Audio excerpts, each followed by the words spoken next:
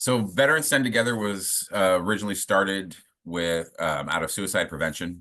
Our founder, one of my best friends, a couple years back in 2010, was teaching courses for security at community college. And during that time, a lot of the veterans that were in his class started asking questions about benefits and things of that nature. And he didn't have any information on that, so started researching into it. But during that time, one of his students committed suicide, and that coupled with a couple other things in his personal life that had happened, he wanted to make sure this kind of thing can be stopped, if at all, at least held back at some point, for the veterans coming out, that so that everybody knows that they have an ability to reach out and connect with someone, so they don't have to go to that drastic decision, unfortunately, that some do go to. So basically, how the organization works, we developed a 7-point milestone system. First couple dealing with housing. Obviously, if you don't have a roof over your head, you're really not looking for anything else but shelter and food. That's it. So we deal with the housing portion. If you're homeless on the street, or even if you have a place to live and you're about to be kicked out, back on mortgage, anything like that. What we do is we partner with different organizations that do those services, and those are their primary expertise. And what we do is we vet our community resources, make sure that the veterans are taken care of. The biggest thing that we make sure also is that it is free for the veteran. So front-facing services must be free for the veteran, period. And so when we vet these people, and let's say there's somebody who needs housing and we transfer them over to one of these organizations, we follow up with them along the way. We don't just pass off and just say best of luck to you and things like that. We want to make sure that they're being serviced properly, because these are life needs. They're not just, trivial things. They're actual things that people need to succeed in life, and make sure that they have progression and movement forward. And so anything that we put our hands on, we make sure that we do follow up, and we make sure that they're being treated properly. If not, then we intercede, try to fix the issue. If not, couple them with another organization, and then obviously we'd have to revisit our relationship with that other partner. But at the end of the day, we want to make sure that nobody's being used, first and foremost, and then that everybody's being serviced properly, getting the needs taken care of, so we can start taking down barriers that people are having to live a good and happy and helpful life. Going further on into the milestone system, we also attack unemployment, underemployment. If you need to reskill, upskill, change your entire industry that you're in. If somebody's never taken a career assessment, maybe they're in the wrong field, and might be why they hate work, because it's going against the natural progression of the person of who they are. So, we give them that career assessment. It gives them a list of different career directions that they might go that will fit their personality best. And then we can start working on individual employment plans for them if they need to be trained, which kind of goes into the topic of obviously this webinar, is like the apprenticeships and also vocational courses. And so we get everybody trained in that, and then we also assist in job placement.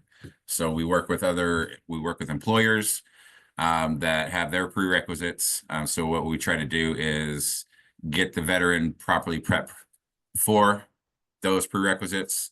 Also do interview techniques, show them how to interview properly, what questions to ask, what they should be expected to answer, things of that nature as well.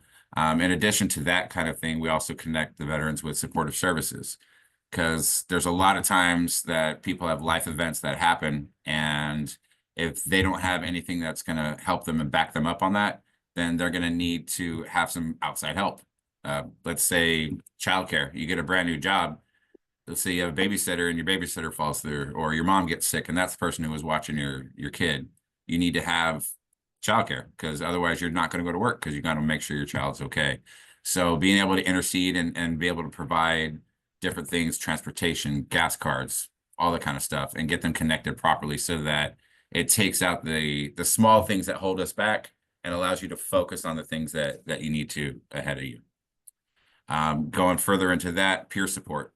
If they don't have any groups that they're working with peer support, link them in with good organizations that can either have like weekly meetings or groups, hangout sessions, something that would make the veteran feel comfortable, being around. So not everybody likes to go to a American Legion or VFW. They want to go to a smaller setting or whatever it may be, whatever it is that they want, or they want to just go do like scuba or horse riding and just have that as a little bit of maybe a therapy for PTSD or something. Just anything that can help along the way as well. And that would also lead into the mental health aspect. Being able to refer out to different organizations, because I know some of the people do not trust some of the VA services. So aligning ourselves with some of the other mental health organizations that do take some of the insurances that, that the veterans do have, like the I forgot the one, TRICARE. Thank you. TRICARE. Of course, I couldn't remember the word care. But yeah, so, just being able to follow along with them on that. And then obviously, once they get rid of these barriers, then focusing them on getting home ownership or opening their own small business. And that way they're not dealing with the things that are the building block portions. They're actually able to take hold of that. How I got here, out here in Houston, originally started out Los Angeles. That's where we started the organization as well. I was working with, because we have two companies that we work with. One's a security company, obviously, but then also with a nonprofit. Anytime we open a location, we open both companies. And so we started Los Angeles. We've got San Diego, Las Vegas, out here in Houston, also in Nashville, Tennessee. We'll be opening Miami, Phoenix, and I believe Atlanta, and then New York's also kind of on the table right now. We're talking with a couple of organizations out there that want us to stand up. So a little bit here and there, we're spreading out to be able to extend our reaches and be able to provide the services that are needed. How you and I met, we met at a networking event in a parking lot. Because we had a whole bunch of people telling us, "Hey, you guys should meet. You guys should meet." And I think it's because we were tall and we could see eye to eye. That's right. And we're both bald and we both have a beard. I think it was just a natural fit. I don't think I've ever seen you without a hat, honestly. Yeah. So there's nothing underneath there. It's just aerodynamic all the way. Yeah. Nice. All right. That's it. See, you even got me growing my beard out now. You made me jealous on the whole thing going. Beard envy is a real thing, It is. It is. I got to bring it back out, but mine curls. So there you go. There's nothing wrong with it. It is the season for a curly beard. It is. It is. But the white's starting to come out a little bit, so I'm not quite Santa Claus yet. Yeah, give it time. Give it time. If you're running a business and a nonprofit, it's only a matter of time before you end up with a white beard. Yeah. Well, they've been white up here for a little bit. Yeah. Yeah. Well, this is exciting. Okay, so I personally had no idea that you guys do so much. I know we've talked about us helping each other around the apprenticeships, interview prep, looking at some of the support services when it just comes to relationships that I have in places that I used to work and helping each other that way. But let me just read off all the different things that you just listed for Veterans Stand Together. And tell me if I missed a piece. I don't know that there's any pieces to miss, but maybe. You guys help with housing. You do follow-up and aftercare while somebody's in housing. You coordinate with partnerships in order to provide housing assistance. You help with employment or reemployment if somebody's been out of the job market or looking to get in the job market from an active duty situation. Then you help with education programs, vocational programs, apprenticeships, interview prep, and support services that go along with those, as well as holistic support services to include peer support, mental health, and healthcare. That's a whole lot, John. That sounds like you're a one-stop shop. Workshops as well. One of the ones that we've been concurrently going on for about 1.5 years now out here is the VA claims workshop. And we do it different than most people. I think pretty much all people. We started doing it in Los Angeles. We have an expert that's done over 15,000 claims, and his method is basically explaining how the system works. So you take about 3 hours of slideshows of understanding how the VA and the benefit system works. how they do their math, what they look at, your nexus letters, all the different kinds of things, why you can get denied, why you can get approved, what's the thing that connects it to service related, all that kind of different stuff. And then it's being proctored by an expert, not me, I'm not an expert, but the people that are in the field, and they can ask questions. Open forum. One of the biggest things that really spoke to me, I think it was like the third time we had the workshop, and the proctor's going through all the information, and out of nowhere he was like, "Are you effing kidding me? That's it. That's it." And we look at him. He's like, "I've been waiting 7 years for an answer, and you just told it to me." And I was like, "Wow." Like, one, that's sad that it took that long because nobody could answer that question, but it took anxiety away from him. Something that's been taken at him for 7 years. And you know what? Just his mental health just increased so much just in that part. And everybody takes something different out of it, you know? And so Yeah. just being able to have that opportunity and that open forum too, to be able to ask questions in a group setting, because some of the people that are there are going to ask a question that you may not have thought of, and be like, "Oh my God, that does apply to me too. I need to look into that."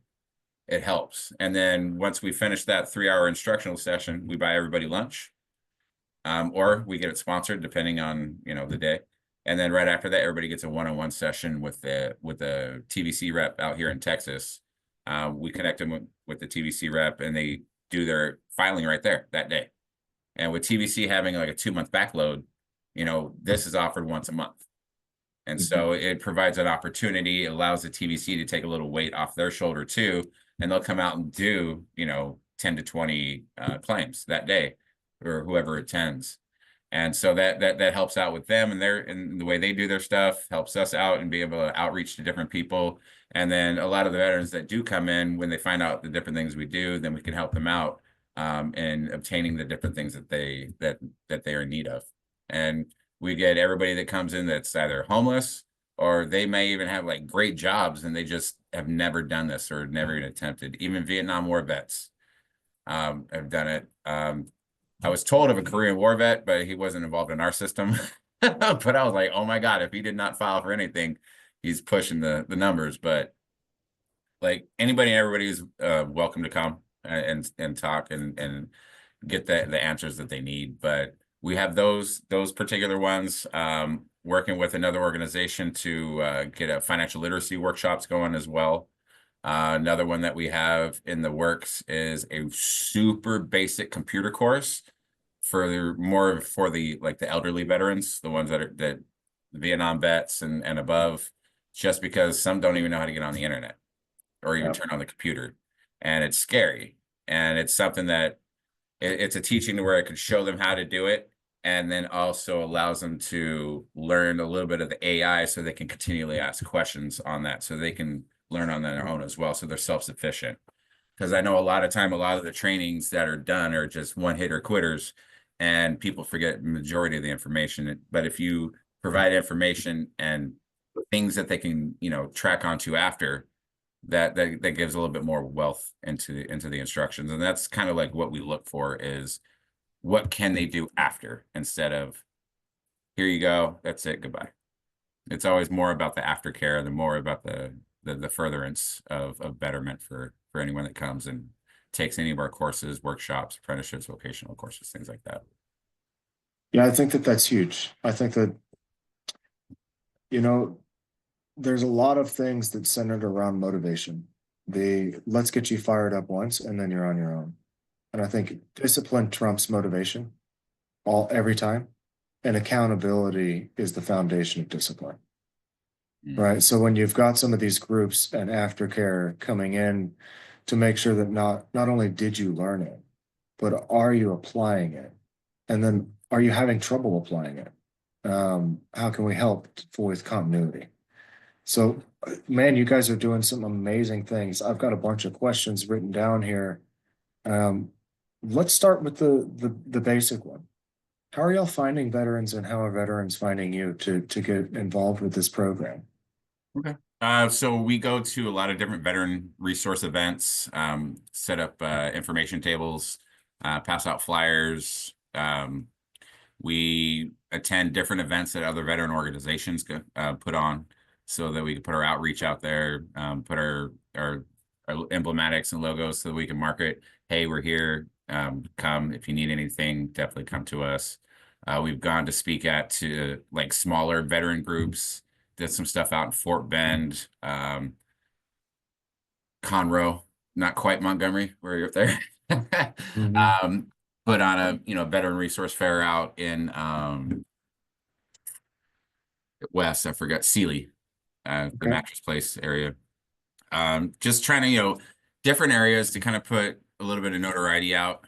Um, Obviously something like this, podcasts, uh, social media, things of that nature. Okay.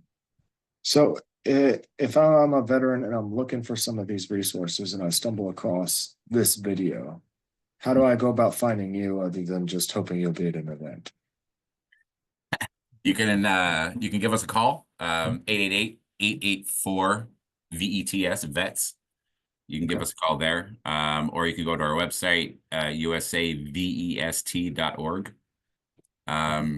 You can look me up on LinkedIn, John Alvarez. There's a few of us out there, but look for the bald head and you got it. There you go. Or they can link through here, and obviously you guys probably have a couple links attached to that as well. Yeah, we can And definitely put a link in the comments and description section so yeah. that it's readily available for anybody watching And this.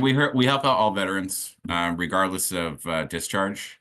However, Okay. obviously, if they're more of a negative discharge, then the work's going to be a little bit more difficult for us to be able to do. There's not going to be a lot of more as much funding or resources to be able to do. So it takes a little bit more of an effort. So if somebody has that issue, then we basically got to sit down, have them have that understanding, and but we will work for you. We'll get the things, because the main thing that we always want to push out is that we're of service, period. Okay. Um, and what about first responders? Is that included in Veterans Stand Together, or is it veterans only from the armed forces? So I'm also prior law enforcement, LA County Sheriff's Deputy for 10 years. So I do have a heart for my local brothers, and we will help them. I know it's not kind of advertised as that. Veterans are our primary mission, but at the other end of our spectrum, we have empowering the community. So everybody that we can will help. Obviously, our focus is veterans, but it's also giving back to the community as well. So if there is prior law enforcement, first responders, EMS, fire, whatever it may be, we would definitely help them out. Okay, wonderful. It's just they won't qualify for some of the funding for certain things, so I can't guarantee. Right. That's No, it. everybody's got a lane, and this you've built an organization with one mission that sponsors, donors, and partners can all get behind. So that makes sense that there may be some gaps in the process for a first responder. But hey, the start is the start, right? And ultimately, it sounds like with all the different things you guys are doing, to me, you sound like you're the Sherpa at the bottom of Everest, What, right? say it one more time?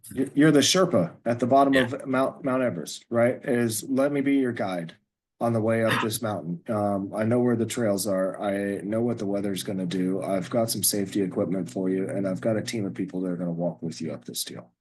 Yes, sir. And it doesn't matter whether you want to go all the way to the top of the peak or just get out of the valley. We all start in the same place, and we'll pick people up along the way.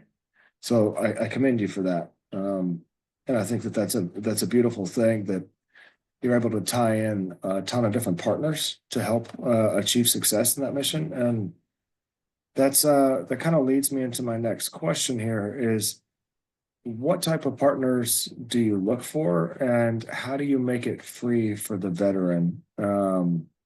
Because the partners obviously have costs. There's costs associated with just being in the program and your staff. Can you tell us a little bit about the functionality of the nonprofit and how you're able to provide a free service? So when we go and speak with different organizations, we kind of find out what their mission is, understand how they function a little bit. Um, in order for us to consider them a partner, their services have to be free for the veteran. So referral services, that's kind of like one of the main things that we do look for. And for the Mhm. most part, the majority of those services are free. Now, when we go into training and things of that nature, because those are the ones that have instructors and syllabi and curriculums and all that other fun stuff. So there are different funding, grants, scholarships, government money that is cornered for veterans, also cornered for civilians. So us putting ourselves in a, what's the word? Properly placed, licensed organization to where we can access some of those fundings because of the community partners and the relationships that we've built, that we can access those. We also know the different rules and the different like holes that are in some of these grants or some of these funding opportunities to where we can navigate them into being able to fund. And if all of those get exhausted, then obviously we could start crowdfunding, things of that nature, depending on the amount. Start looking for donors, donations, the corporate donators, all that kind of stuff. Okay. Do y'all do private donations as well as source government funding? And then when you're looking for partners, ideally it's a partner that's already providing a free service to veterans, and that way you can kind of roll them into your pipeline and help feed their funnel. Am I understanding that correctly? Okay. Yes, sir. That makes a lot of sense. How long has Veterans Stand Together been around? We opened our doors during the pandemic in 2020.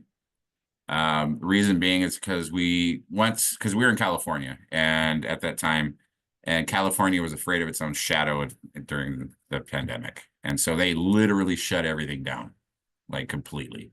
And so there was no services going to veterans. And at that point, that's when our founder, George Casillas, just pulled the trigger and said, let's do this. Filed the documentation. We found a partner with Volunteers of America, and we were able to start putting some veterans in our security courses, funding them through our security courses. We were able to employ them and because security was an essential worker job. So we were able to get them funded and worked during the pandemic. And that's how we kind of slowly started bringing it up, started getting into project management a little bit, PMP certifications. That was in the beginning, and then evolved into a couple different industries and occupations that we help train and get moving forward. There's a couple of things that we're actually in the mix right now. Obviously, the cybersecurity training that we're gonna be working with your organization with. Still working on that aspect with the employers currently. We have a opportunity for electrician. If somebody wants to be an electrician, there's actually a free pre-apprenticeship coming up in February, between February, March time. Actually, no, February and May. So February, March, and April are going to be the 3 months that they'll be doing training. They're going to send out 11 cohorts. So if there's anybody out there that wants to be an electrician, we can get you properly placed into that. It will be about 5 to 6 weeks of training. It'll be free, but you don't get paid. And then that leads right into a paid apprenticeship with an electrician company out here. We're also working on a couple of other things, HVAC technicians, energy auditors. That one's actually going to be out in Nevada. We're also looking into film production and VFX. So we're working with one of the VFX artists that works like in the Marvel Studios and all that fun stuff. So we're getting that developed. So that'll be coming out in 2025 as well. So there's a lot of different things, and we like to think outside the box to try to have more selection of opportunities for veterans, because everybody's different, you know. Yeah. And and if anybody comes up with a great idea and has an avenue, we're not closed off to it. Bring it to us, and if it's something we can develop, then let's do it. Okay, that helps bring a lot of clarity to the situation, that there isn't the full menu, as it were, of maybe what's available for a degree program in a university regarding the apprenticeships right now. That's a pipeline that has to be built. But there are education services and vocational programs that we can put you in that may not have an apprenticeship located or tied to it directly. Am I understanding that correctly? Yeah. Okay. Yeah, Okay, so we call now, those basically vocational courses, and it leads to a certification or a couple of certifications, which gets you job ready for, a certain occupation. And then we help you job search, help you put all that stuff together so we can get you employed. okay. So I always like the analogy of a hunter versus a farmer. So the way I understand it, and you have some farmer programs where we're going to come in, we're going to teach you how to farm, and then we're going to put you on a farm and you're going to start farming because we have the apprenticeships there for you. The other side of that would be a hunter program. We're going to give you all the tools that you need to hunt. We're going to make sure that you understand how to hunt, what to look for, but then you've got to go out into the wilderness and find your own meal. We'll also be, a guide as well during that Yeah, moment as well. Yeah. So it's not like you're just getting kicked out like a Spartan, go kill that, go kill the wolf or the bear in the yeah. jungle and bring it back to us. No, Okay, like everybody needs help. Everybody needs different levels of help. Because okay, somebody might want just the training and be like, no, I've got this. I can find my own job. Perfect. Well, we're here if you ever need anything. So it's different with each different person. And when somebody comes in and they need our assistance, what we do is we like to sit down and have an intake, like basically talk and kind of understand where they're at currently, where they want to be. And then from there, we set up an individual plan for each person. And it first is getting rid of the first harsh barriers that are keeping you from whatever it may be that you're trying to get. And start one, boom, boom, knocking them all out. So yeah. Just creating a task and subtask list, and we're actually going over this today with Triad and the traction manual when it comes to how to do a meeting. They have the 60-minute portion, the largest portion is called IDS for identify, discuss, and solve. But basically you prioritize all the issues at hand, and then you just take a few minutes, discuss how you're going to solve that problem, come up with a few tasks in order to solve that problem that are only 7 days. In order to complete those things. And then next week, we're going to move on to the next stuff. And 90% should be completed within 7 days. It sounds like you guys are attacking it in a very similar manner. Let's break this down into elephant bites. And then let's touch base on how much of the elephant has been eaten, how worn down your teeth are, and whether or not they might need a shining or a sharpening. And let's move forward. yeah, Oh, exactly. okay, cool. So tell me a little bit about, I know, you mentioned that you guys do security. I know that your company is Trust and Security. Tell us a little bit about that and what it's like to have a nonprofit married to the for-profit. That's something interesting that I don't think I've run into before. So Trust and Security, we're a full service security company, obviously, physical security mainly. So we provide unarmed, armed guards for anything that anybody needs protected. Our management has well over 100, 150 years of experience. We've got anything from large events, such as like Coachella's, Lollapaloozas, things of that nature. High-end events like award events, Emmys, Oscars, Grammys, Emmy, or any of the things like that.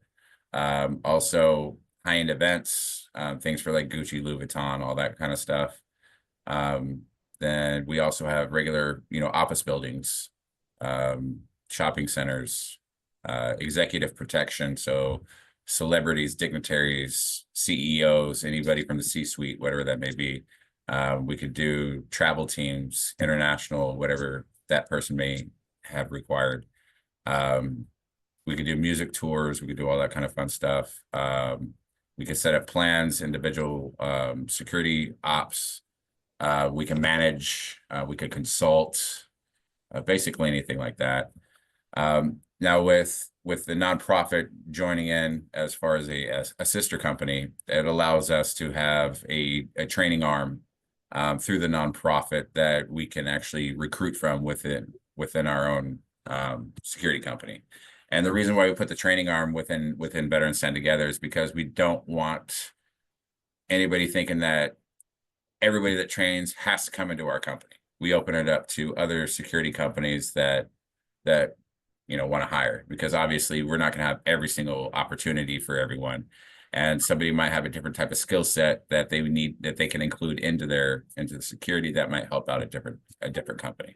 And so we're not closed off to opening those types of opportunities, but it also allows us to open conversations to collaborate with other security organizations so that we can team up on maybe getting some contracts, attacking some RFPs for larger, maybe a government district of sorts to protect that. And sometimes you need other companies as well into that.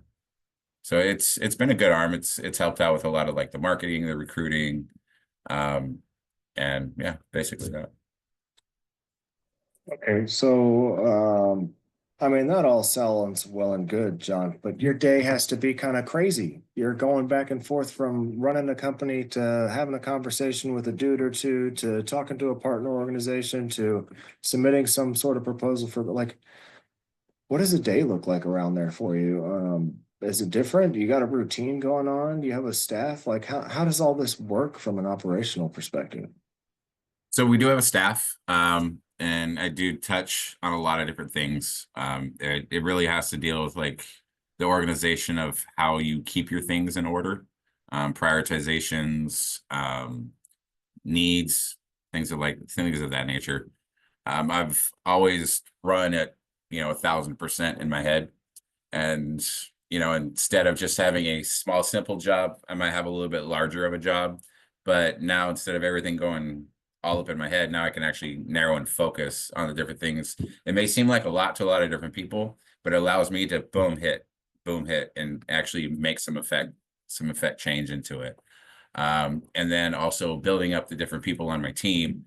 I look for people that have one, heart, two, intelligence. After that, I can train you into do anything. So if you're intelligent and you have a heart, I can basically teach you whatever you need to learn. And if I don't have that knowledge, I have other people that can teach you as well. Because I do not know everything, but I know a way to get you to get whatever it is that you need to get. Right on. I relate to that a lot. People are more important than equipment. And 100%. so if there's one superpower that I really value, it's knowing a lot of quality people so that when I don't know, or even if I don't have time, I know somebody that does. Yeah. That's trustworthy and accountable. So that's a really neat piece. So is the nonprofit tied directly to the success of Dresden or vice versa, or are they independent organizations based on success metrics? It's an interesting situation. I know a lot of nonprofits. We've had quite a bit on this webinar series. Mhm. And I know a lot of companies. We've also had quite a bit of those on this webinar series. But I don't know that I've ever met one that's tied together kind of like this to where you've got folks um, working for both or within both entities at the same time. Kind of like a different breed on this one because majority of everybody else is sectioned off. I personally work both. But everybody else they're either the nonprofit or security. I see. So they are completely separate entities. I just wear numerous hats. That's pretty much. Okay. Yeah. Okay. That So makes fully separate. Yeah. that makes more sense that we're a lot alike in that regard, right? I do a lot of events with different charities and with my church especially, and wear a lot of hats, but I enjoy the variability of it. I tell people all the time that once something gets super repeatable, it's kind of time for me to train somebody else to do that and move on to the next chaotic problem because that's where I like to live. I'm in Um, like 11 or 12 different committees. yeah. So yeah. You I might as just well be a finished being chair congressman. on one, so I'm like, no more. Yeah, we're gonna get you to run for office one day, and that way you can stay on all those committees and do some good. Yeah, it's gonna be a good time. Okay, so let's kind of switch gears a little bit from talking about the entity level of the organization and value delivered, and let's take the perspective of the veteran going through a pipeline. And in order to kind of hit all these things, let's just start at housing and end up with employment and kind of do a walk along the path of what a veteran might experience, what the timeline kind of looks like, Okay. maybe what you commonly see, and let's go from there. Okay. So we can start on housing. Um, Basically, like I said, when a veteran comes in, we meet with them and figure out what their plan is and what their immediate needs are. One of the other things that we have as well is an agreement. And so the agreement involves you do your part of the work and we do our part of the work. We're not here to hand you out and do all your work for you and all that kind of stuff. Because if that happens, you're not going to have any wealth into it. You don't have investment into it, so you're not going to have any kind of drive to keep pushing forward. So we basically have to meet in the middle, and that understanding has to be made at the get-go. And once that happens, then we're able to move forward because we'll always refer back to that agreement. Remember, you said you'll do your part. So when we bring the opportunity in, so when it comes into housing, we refer them over to the organization, whether it's rapid rehousing, if they need to jump into a shelter, if they need HUD bash, whatever their specific need would be. Obviously, each one of those programs have different timelines, also different waiting periods. So there needs to be a little bit of understanding that the veteran, and obviously we'll explain that to them. And then when they meet with for the first time and they start preparing their documents to submit for, for housing and things of that nature, we just walk along with them on that.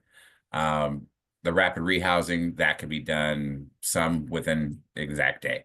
Like they can get them going and housed within a day.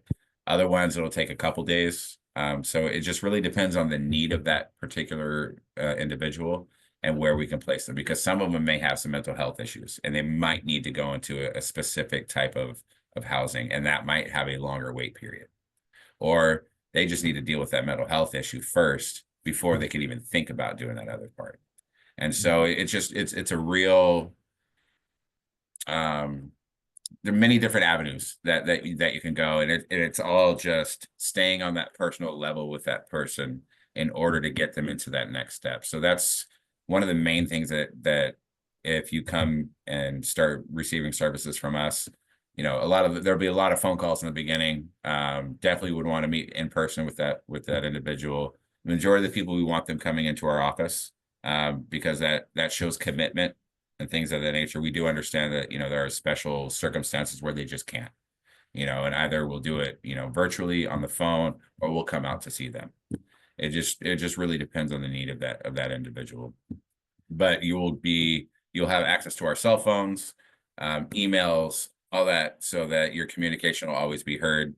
If there's a question or an issue that's going on, always have that availability and that openness to come out. So the housing, couple days at least, at a minimum. The once in a while is right away, and it depends on that actual program. So if you hit us up on like a Sunday morning, you may not get housed that day because those organizations may not be even open to their admin staff. So there's all different types of things that are going on that we can do with that. As far as employment, if they're fully unemployed, we basically get their resume, develop a resume for them if they don't have one. And then that's when we can start looking for the different jobs that they might be able to get. If they need something quick, or if it's a career type level job, it's going to take a little bit longer than a direct job. Some are I just need money now. And so there are some cash jobs that you can do on this, that manual labor type things that we can get them into if they are able. If not, then obviously, setting them up for interviews, finding the best path for them, geographically located as well, because some people do not have vehicles. If they need funding for transportation, then we'll reach out to those organizations that can provide that as well. So with employment, it could be anywhere from same day to like 2 to 3 weeks, but we try to get people employed. It also takes that other 50% of their work. So if they want that job, we can train them on how to interview. If they come in and train, their percentage of success goes up. If they don't, then hopefully they have those skills prior to, in order to go in and do that. And obviously, depending on the job market, depends on how long, people would have to wait to get employed. Yeah, that makes a lot of sense. So essentially, if I want a career, but I need a job. I could call you guys and get a day job and start the path towards learning the skills I need in order to develop an ongoing career so that that's a temporary temporary solution with a long-term plan. Is that correct? Sure. Yes, sir. That's interesting. That's really neat. Um, So like okay. for instance, like the electrician apprenticeship that's coming up, the pre-apprenticeship. We can fashion one of those 11 courses into an evening course to where it would be 3 hours or 4 hours in the evening. It would elongate the training to probably about 8 weeks, but you can work during the day and then you can go to that course at night. And, different things that we could try to make things work a little easier for people. We'll try our best, but that's just an option of like how we can further somebody. So if we did get somebody a job, and they're like, yeah, I would love to do that electrician program, but I need to work too. Okay, great. Let's get you a job, during the day that you take that course at night. Okay. So I know generally speaking, and I don't know what the stats are. I'm so much more of a people person than I am. Let's read documents and reports and things like that. That's why I really value the partnership that I have with Jason because he's very detail oriented in that nature. But all that to say this, that I hear around the water cooler that there's a labor shortage, that it's hard to find good people. Are y'all experiencing that with your training programs? Are you having are the floodgates open and you've got too many butts and not enough seats, or are you finding that there's tons of seats and not enough butts, or like how does that situation look like for you guys? Um, it really depends on the person that we're dealing with. Because some people, there's certain jobs that they're like, no, they will not do. Mhm. A lot of it deals with like labor type work. I know the big shortage right now is in trade. So trade work is like electrician, plumber, welder, HVAC technician, all those kinds of ones that you could actually take a vocational course for like 3 to 6 months or 3 to 8 months, and then you've got a very well paid job. It's just some people that they want immediate gratification, and so that kind of holds them back from doing the things they need to do to get to that point to be able to get that trade. But it's the majority of the trade jobs that have the biggest shortage, and so that's where that stop gap is right now. So it just depends on if people can actually take the training or not, Okay. what's available. What's I mean, what's the average starting salary for a trade job? Does it depend on which trade, or is it kind of like It depends on the just trade, curious? depends on the region. Because like we have obviously California, Nevada, here, Texas, and Tennessee, right? So for instance, I'll give the ranges for pay rates for like basic security, unarmed guard. California, it would be around 20 to 22. An Nevada, hour? huh? Per An hour. hour? Yeah, per Okay. hour. In Nevada, it's pushing around 16, 17. Out here in Texas, depending on the company you work for, like our company is around 18 for unarmed. Okay. And then Tennessee, I believe it's around 17, 18. Unarmed. And so it really depends on geographic, and then it also depends on need and level of.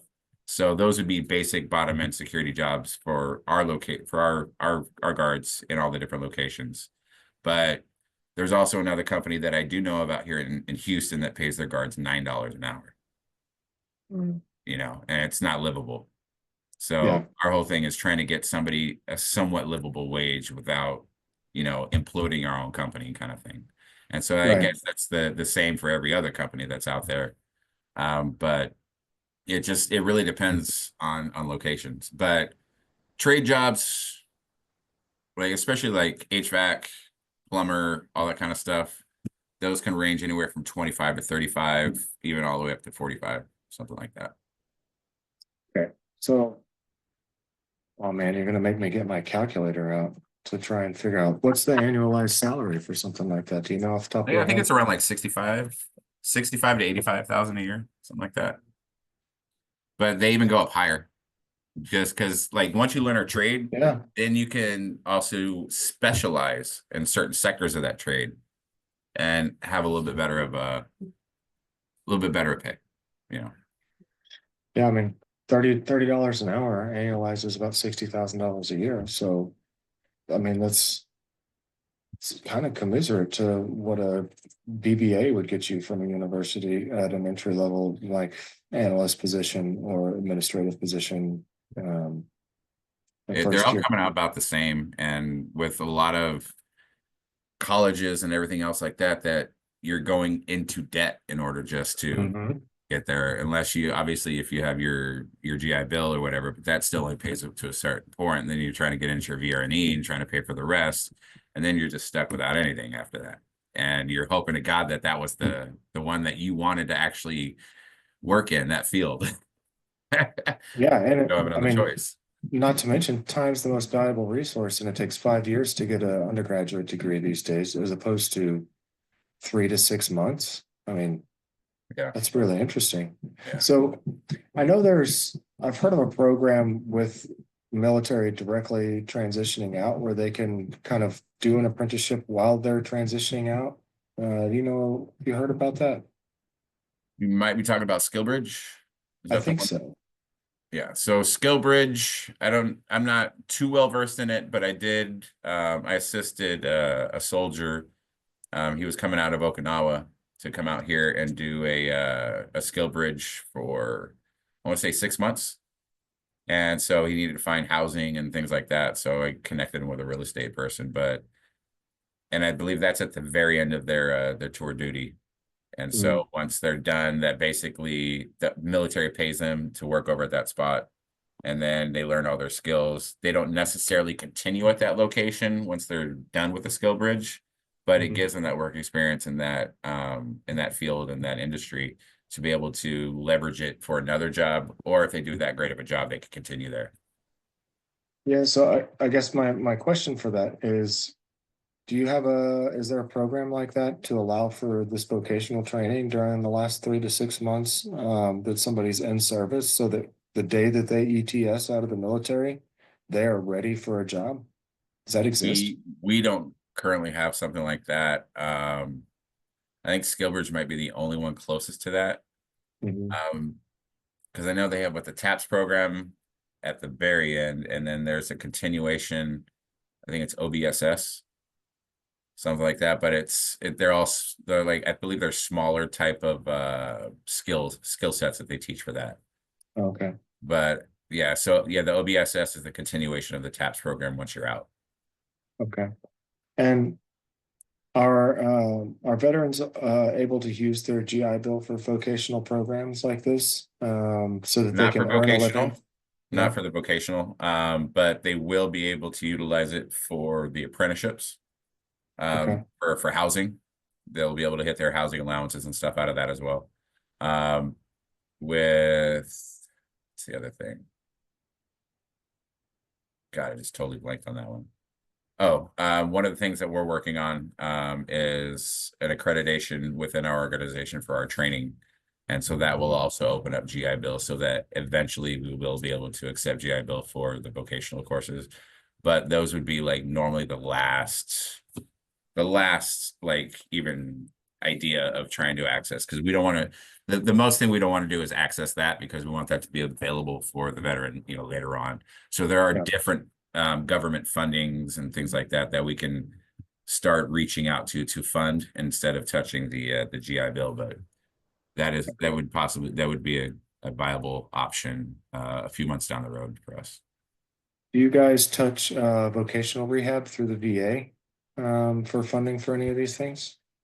We have not yet, but that's also another option. Obviously, that would involve the whole accreditation thing as well, so that Uh-huh. that way, because the accreditation is basically a verification that we can actually teach properly. Hmm. That's all that really is. And so once you get that verification, then a lot of different types of funding open up because you've already been vetted by that accrediting agency. Okay. So are these vocational courses, are they all in-house or are they partner organizations, or is it kind of a mixed bag? Like when you say It's a mixed bag. accreditation, It's a mixed okay, bag. Yeah. So they're So like with the, let's say the electrician one, I'm just going to use that, even though it's an apprenticeship one. They're an outside agency Mhm. that teaches it. Okay. So we vet their program and figure out, make sure, everything is aligned properly and, and let them teach their expertise because we're not going to learn all the electrician stuff or any of that kind of stuff. Like with like your guys' courses, we're not going to teach your courses. You guys are the teacher courses because you guys are the experts. What we do is we add the admin capacity of the supportive services for the veterans, for any other needs that they might have within any other milestones that you guys are just teaching, and then after the end of that, we also help with job placement assistance and things of that nature. So that's how we couple in with other organizations that teach those types of vocational courses. Okay. That makes a lot of sense. Well, John, I know we've got about 5 minutes here. What did I miss, buddy? We've talked about a lot of different stuff, but I feel like I Oh, just want to make sure there's not a piece that we have we forgot events. to do. Oh, tell me all about it. Oh, okay, I got some events. We're gonna have to do some partnering.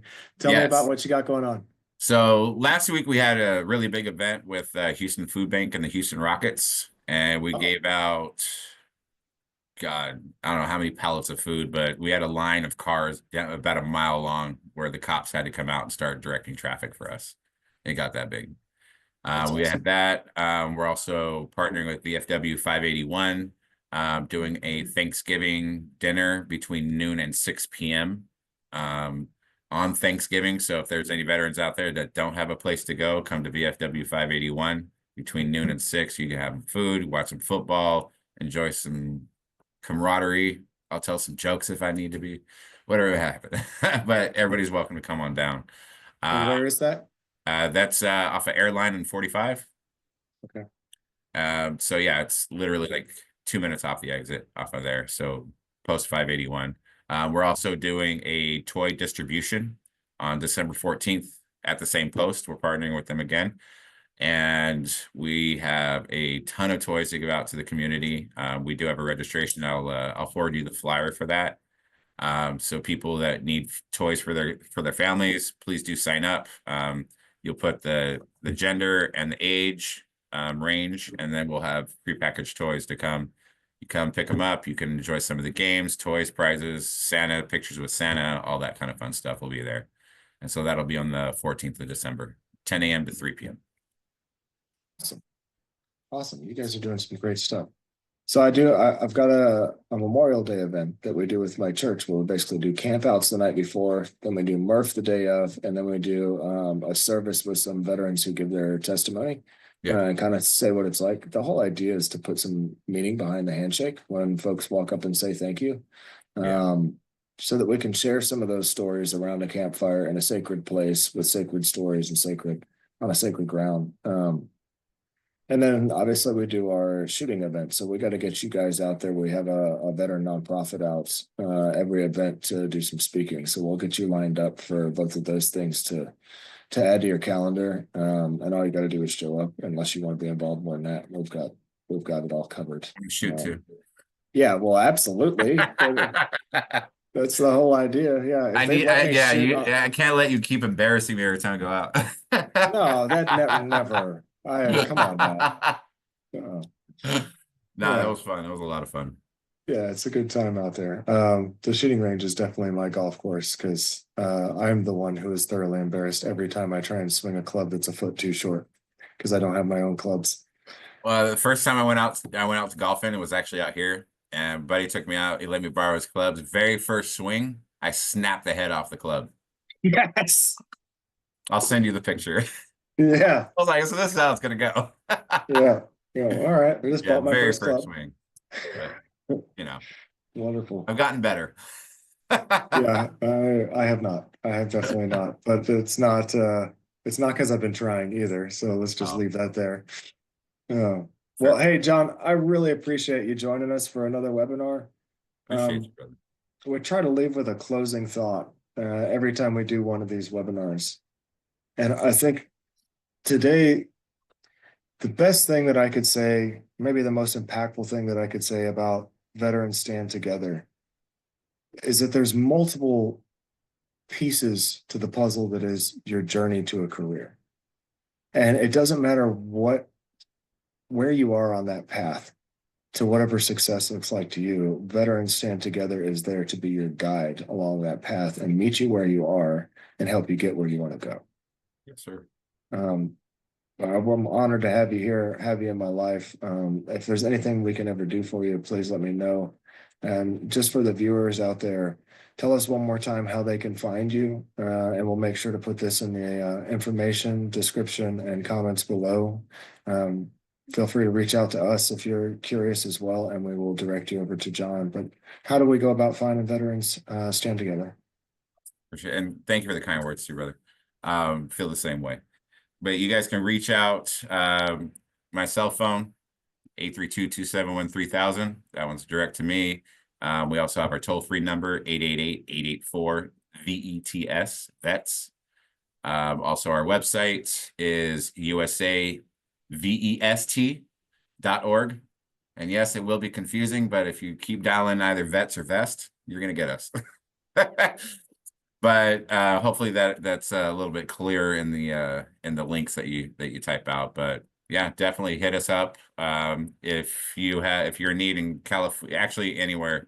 I've helped out people in Florida, helped out people in Massachusetts, helped out people in Colorado.